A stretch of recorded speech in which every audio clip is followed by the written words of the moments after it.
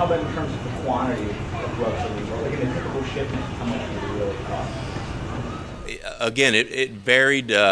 We had information that there had been shipments of cocaine well over 100 kilos at a time. The one shipment that was interdicted that we have pictures up here were 40 kilos at one time. When it came to marijuana, typically those were in either hundreds or thousands of pound deliveries. So there's still a lot of unknowns and a lot of work, historical work that's yet to be done. Do you believe there was any cartel activity that had taken place above the head guy? Well, obviously, he was bringing these narcotics in from Mexico, so he had to have had significant contacts in Mexico, and that's where the DEA really comes in to focus here. Is they have the ability to move beyond the borders in determining the sources and the individuals outside of the U.S. who are involved in this activity, not just in this investigation, but in all trafficking cases. Good morning. Good morning. Good morning. It's a beautiful day, and it's a great pleasure to have you all in our community and knowing that you all got our back. It's wonderful to get the awesome news.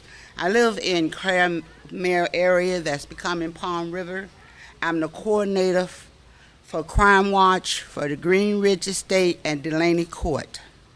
And we have been working very, very hard with the drugs and the abused alcohols, dirty and filthy homes run down.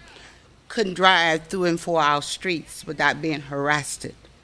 Picking up trash. I mean, it's awesome. We felt that we had no one to turn to when we were doing this until we met Deputy Benjamin Kinney. He's awesome.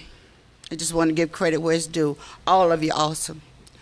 But you got to have somebody besides God to have your back. The community does not like to get involved. They're afraid. But we took a stand and said that we was taking our community back, and we did. Last 6 months, we can walk the streets. The drugs are off the corners. When we call Deputy Kinney, he's there. If he can't come, he sends patrols through the area. We have no problem that's so fantastic that it's not being handled properly.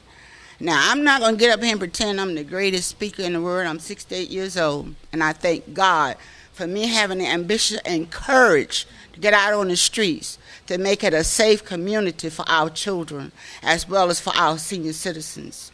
They were not allowed to go out of their homes and sit on the porch in the evenings until we took control on March the 8th of 2007.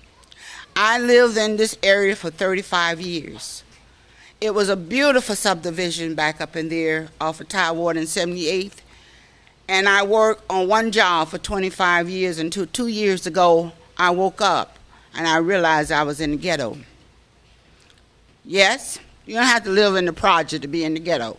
When you got people breaking in, run down homes, drugs on the corner, seeing transaction going day to day, your streets are filled with empty beer bottles, cans, drug users are not afraid, drive-by shootings. This is what we was living in.